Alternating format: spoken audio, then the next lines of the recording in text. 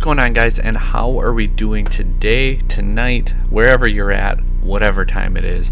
The YCSs are wrapping up. We saw Kashtira win down in Bogota over Naturia Runick, and we saw Sprite take down Kashtira in London. We're into the top 16 of YCS LA. And I figured we're at the beginning of April and we just finished up these three major events. Why not jump on into a tier list for the format that we're heading on into? We still have another month before Cyberstorm access, and without further ado, guys, we're going to jump right in. Adventure Sprite. I do think Adventure Sprite, it won the one that we just had down in Lima, Peru, down in that general area. However, it seems like it's taken a slight backseat to Melfy Sprite. I think that Adventure Sprite is a very strong tier 1.5 deck. The Sprite engine as a whole is just so insanely consistent. It can OTK, it can put up boards, and they have room for so much disruption that it is just insane. Despia, this one, I borderline wanted to put them down at tier 2, but it's so hard to put them at tier 2 just based on the sheer representation and tops they are getting. I think they're going to be a back end of tier 1.5. Like I said, it's not a bad deck, and if you're a good pilot, you can absolutely see a lot of success and even win one of these events with the deck. It is that good. But I think the fact that it has so many tops is more carried by the fact that it's pretty much only beat out by Kashtira as far as overall representation goes, and because of that high representation, naturally it correlates into more tops than other decks, whereas I think there's some other decks that might just actually be better. They're just played at a way smaller rate. But either way, I'm going to have branded Despia in the tier 1.5 category moving forward. We have Dark World. The last week or so, this deck has actually been seeing a lot more success, winning a couple regionals and getting a handful of tops along the way. Make sure you stick around, like, share, subscribe, all that good stuff. Either tomorrow or Tuesday, depending when I can get to it, we are going to have a video showing off 5 regional top / winning deck lists, talking about them, ratios, and then show like a general deck core, which is comprised of all the similar cards that those 5 decks ran, and it's going to be a lot of fun. We did do it for Mathmech already, so go check that out if you haven't already. Gonna keep on pushing through. Dragon Link, where are we gonna put Dragon Link? I think they're really high tier 2. I want to put them higher, but I can't quite say that they're at the level of the other 1.5 decks, but they are definitely a very strong tier 2 strategy, whether it's actual Dragon Link or Bestial controls, which I actually kind of like the Dragon Link board more. I think that the deck just has a little bit better matchups, and it's a little just overall better. Like, relying on the Bestials too much in a Kashtira format just kind of, says its own red flags. Drytron, I think they're going to be a decent tier 2 strategy. Kind of like Dark World, the last week or so, this deck has absolutely been seeing more success, and it did pick up a regional win. As long as Bestials aren't in the format, this deck can do insane things going first. Going second, well, they can adapt and try to play through, or we'll see what kind of tech cards or blowouts they run to make sure that they can. Floowandereeze, where do we put them? I feel like this deck is just falling way out of favor. People are going to Traptrix or Labyrinth or Kashtira, or they're going to play other mid-range / slower decks, just because I think overall they're just better. So I think that Floowandereeze is probably the best rogue deck in the format. I just can't quite put them higher because I'm not really sure how many people are going to be playing them still moving forward. Heroes, we saw MBT doing rather well, but then unfortunately his day 2 I think turned for the worse, but he represented Heroes very well, and there was another player I believe who was actually doing pretty good with Heroes through day 1, that is. And I think Darklaw is just a crazy card. If a Rise Heart is good, Darklaw is good. They obviously are not the same card and have little differences, but Hero as a whole can actually put up some interesting combos going first, and they can OTK going second, and it's always fun to see a deck like Heroes that's been around and gone through so many changes, whether it's E Heroes or the darker Heroes, Masked Heroes, and into what we have now. It's just with more, or actually kind of less Vision Hero, if I'm not mistaken. Aren't you guys a little less focused on Increase and Ferris?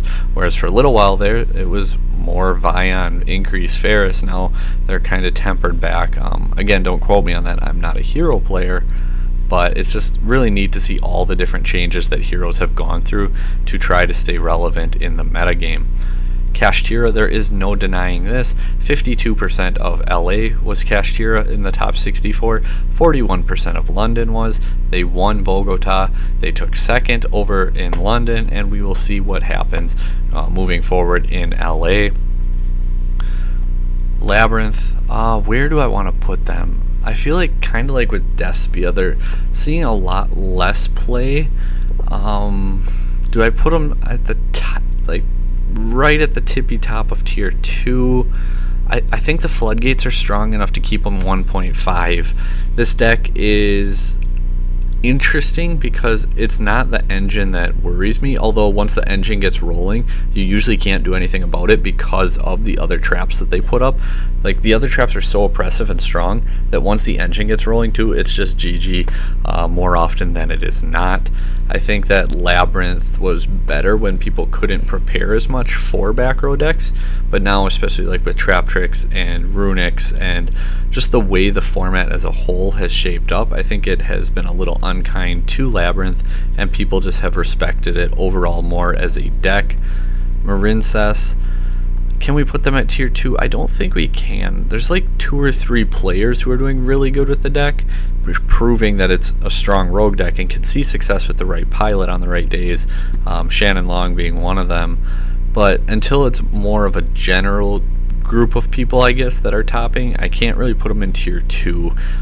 For the most part, like I said, as long as it's just the same 2 or 3 people topping with the deck repeatedly, I gotta leave them down as a rogue strategy. Mathmech gaining popularity and really shooting up the charts, been topping at a much higher rate, and it actually surpassed decks like Swordsoul and Labyrinth as far as wins go. I think Mathmech is a very strong tier 1.5 deck, and like they can play like 15 to 18 hand traps or going second cards. The deck is insanely consistent. Like, you have your 3 circular, your 3 silent mining, your 3 small worlds that you can usually get to it because you just bridge through your whole deck, and you can run like 2 desires too, and like if you brick, it's usually just opening all hand traps, which usually gets you 1 or 2 turns. So like the deck as a whole, I really like what it can do. Going first, it can take advantage of like Super Factorial, which is an insane trap card.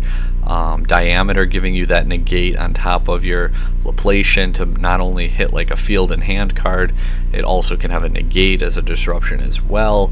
It is really, really good.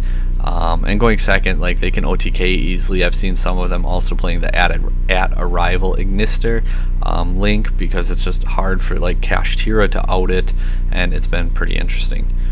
Sprite Melfy, I think if you're going to play Sprite with the small Melfy package is the best.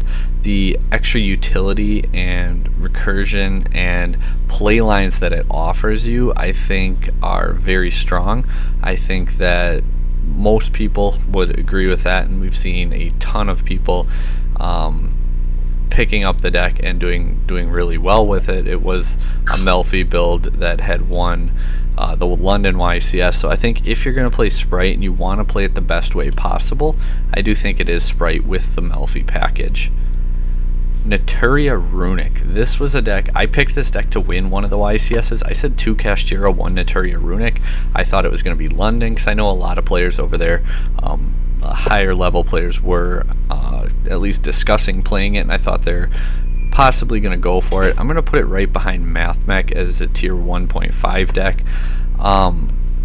The engines just work so well together, sort of like it's, I don't know the best way to explain it because I don't actively play it, but like going against it, like you gain Fountain is just so insane. The Naturia engine works, I guess I shouldn't say the engines work well together. The engines work well in cohesion where they don't conflict with each other, and they usually don't get in the way of each other. I guess that's probably a better way to put it. The engines don't get in the way of each other, and you can play them both effectively more often than not, and that's, the deck is just, in my opinion, out of all the Runick builds, I think Naturia Runick is the best.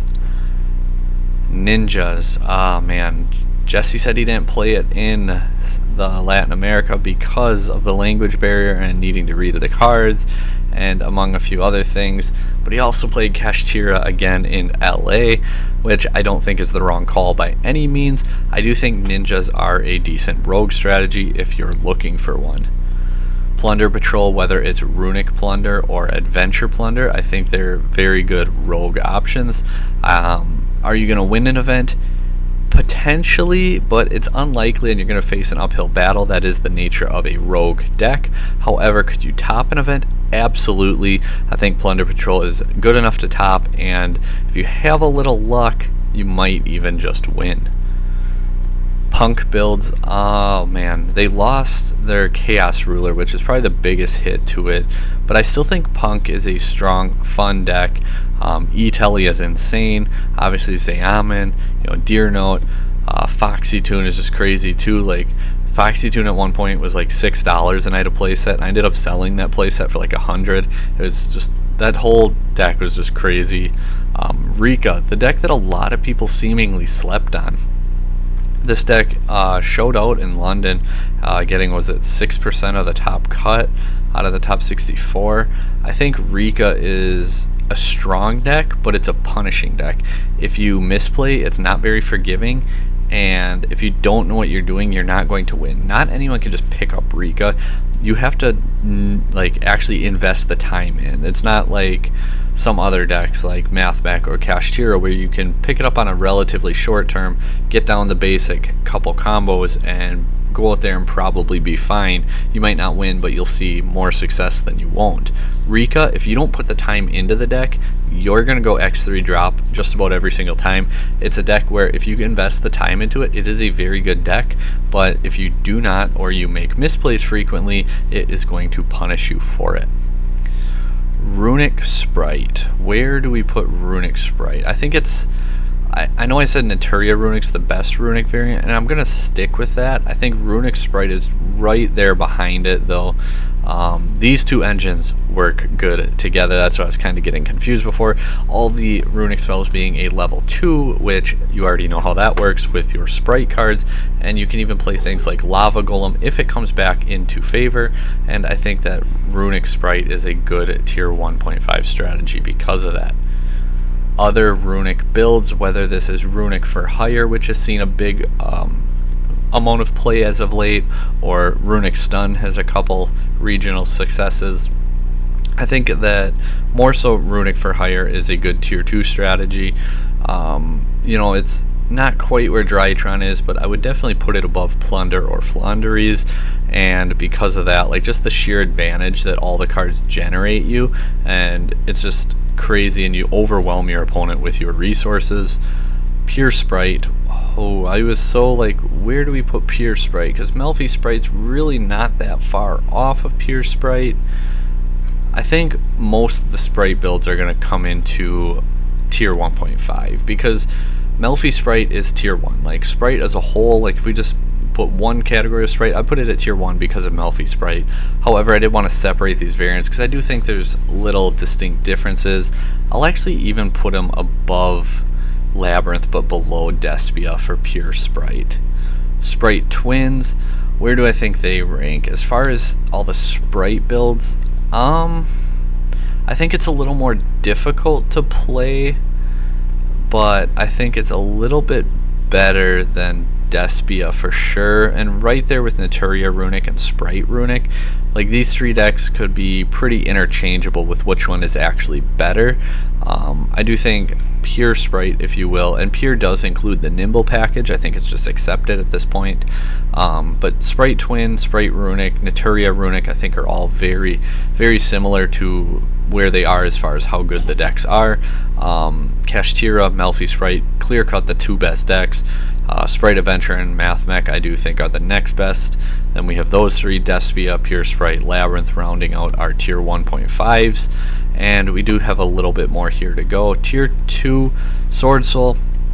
This deck started out the format so high up. They were like borderline tier 1 at one point, but they just fell off, and I think people realized that there were just better other decks. Like, if I'm not going to play the best deck or the second best deck, why do I play Swordsoul? And there's the dedicated players, the solid players who want to play it and do well with it, but I think overall a lot of players are just like, there's just better options for me out there, and they gravitated towards things like different Sprite Variants, to Mathmech, to other things like that.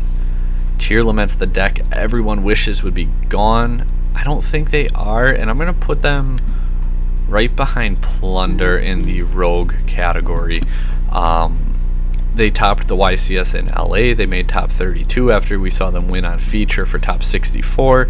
They have a handful of regional tops on top of that, so clearly the deck can still see success. It is just nowhere near where it was before.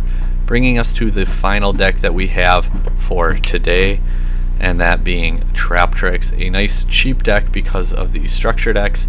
And where are we going to put Traptrix? I think, man, they're like right here with Dark World for me, the two structure decks. I'm going to put Traptrix just ahead of Dark World, because I think overall the deck's a little bit cheaper and easier to play. Anytime a deck is easier to play, it's going to be a little easier to succeed with because there's less degree of difficulty. I do think Dragon Link and Swordsoul are better tier 2 options, and Dark World maybe is actually a better deck. However, it's harder to play, and kind of like the Rika conundrum, it's less forgiving, and if you make your misplays, it's not going to forgive you as much. Whereas Traptrix, you could go pick up, like if you want to just go pick up one of these two decks on a Thursday, play it at a Saturday regional, which one do you have a better chance to succeed with? I'm going to take Traptrix all day. Here it is. This is my tier list for the upcoming format. Let me know what you guys think down below. As always, like, share, subscribe. Dragon Rider Games, links down below. Best place to test online. Master Duel, EDO Pro, Rogue formats, current formats, cheap, baller, that's, you know, not cheap, but lots of good fun stuff. And until next time, guys, take care.